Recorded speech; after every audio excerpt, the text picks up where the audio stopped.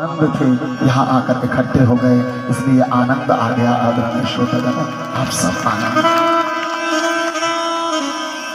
आप सब में एक अद्भुत दैविक रूप का दर्शन मैं पिछले 6 दिनों से कर रहा हूँ। आप सब अब आप सब नहीं हैं, आप भगवान विष्णु के पार्षद हैं। अद्भुत शांति के साथ आपका चिंतन, आपका मनन ईश्वर से आपको जोड़ रहा है। वैसे सारे देवी देवता आए हैं, एक देवी देवता को हमने नहीं बुलाया था, वो भी आ गई हैं। उनका नाम है निंद्रा देवी। वो अम्मा जी बिल्कुल बैठ गई हैं अभी, ये उसके किनारे क्या बोलते हैं, हाँ नहीं ये वाली अम्मा जी है। हाँ, अभी एक नींद तो स्तुति में कर ली है। अच्छा, हमारे इतने अच्छे किस्मत है, बिल्कुल सामने बैठे हैं। अच्छा, बैठक में इतनी अच्छी है, पालती मार लो ना, सबसे निराली बैठक।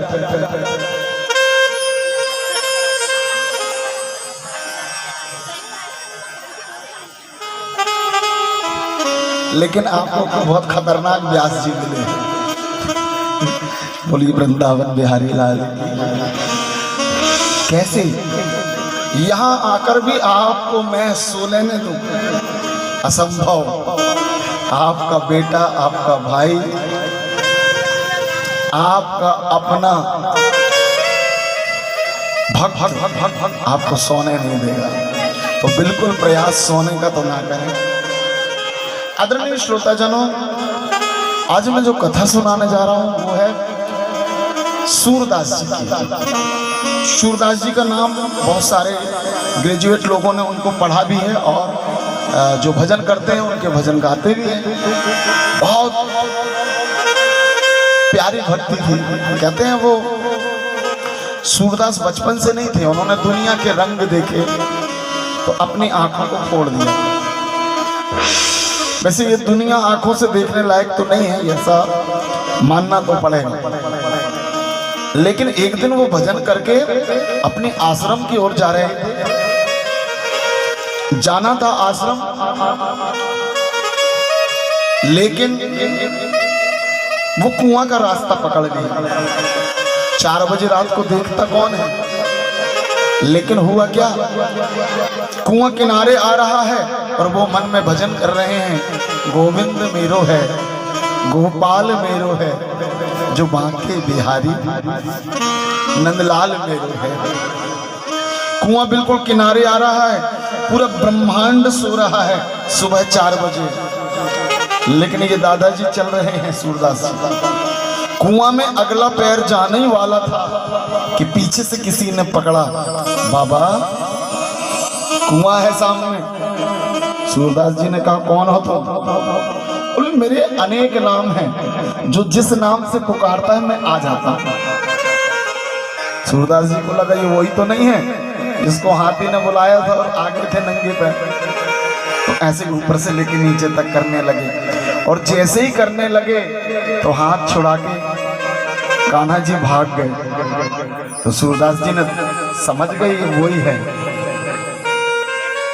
तो हाथ उठाकर, आज के 400 साल पुरानी बात, ऐसे हाथ उठाकर उन्होंने कुछ शब्द बोले कि हाथ छुड़ा के जाते हो, कि हाथ छुड़ा के जाते हो, निवल जान के मुँह। मैं अंधा आदमी, कोई मुझे रोटी दे देता तो रूखी रोटी खा लेता हूँ, कोई मुझे नहीं देता तो मैं नहीं खाता हूँ, रूखी सूखी खाता हूँ, इसलिए ताकत तो कम है।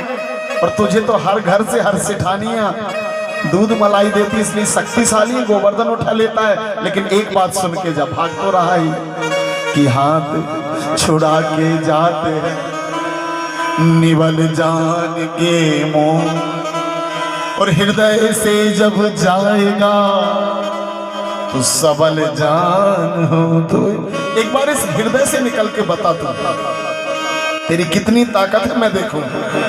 लौट के आ गए कन्हैया, बाबा इस दुनिया को मैंने बनाया है, लेकिन इस पूरी दुनिया ने मुझे अपने हृदय से निकाल दिया है।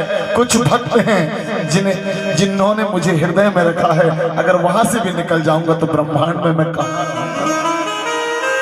तो सूरदास जी ने कहा मैं सही पहचाना हूं, तू वो ही है ना। यहाँ कान्हा आए और आए तो सूरदास जी ने 2 वरदान मांगा। पहला, बड़े ध्यान से समझिएगा, पहला मेरी आंख ठीक हो जाओ, और दूसरी मैं बाद में मांगूंगा। कान्हा ने कहा ठीक है। ऐसे किए तो आंख ठीक। सूरदास जी ने जी भर के कृष्ण को देखा, और जैसे ही जी भर के कृष्ण को देखा उसके बाद सूरदास जी ने कहा अब दूसरा वरदान दे दो। बोले कौन सा वरदान? धन संपत्ति दे दूं, कहीं के राजा बना दूं, ब्रह्मांड का मालिक बना दूं? बोले नहीं, अब दूसरा वरदान ये दो, जिन आंखों को आपने ठीक किया था अब उनको फिर से अंधी कर दो। क्यों? अगर अंधी ही करवाना था तो फिर ठीक क्यों करवाया था? तो सूरदास जी ने कहा जिन आंखों ने अब आपको देख लिया ना, अब संसार को देखने की जरूरत नहीं है। आंखों का काम पूरा हो चुका है, आंखों का काम पूरा हो चुका। जोर से बोलनी चाहिए। जिन आंखों ने गोविंद को देख लिया। मैं एक बात निवेदन करना चाहता हूँ, सभी सीधी कमर करके बैठे। हमें भी आज एक वचन अपने आप से लेना है। जिन आंखों ने गोविंद को देख लिया है अब ज्यादा चंचल मत बनाना इन्हें। जिन कानों ने गोविंद की कथा सुन ली है ना, अब निंदा सुनने की आदत मत डालना।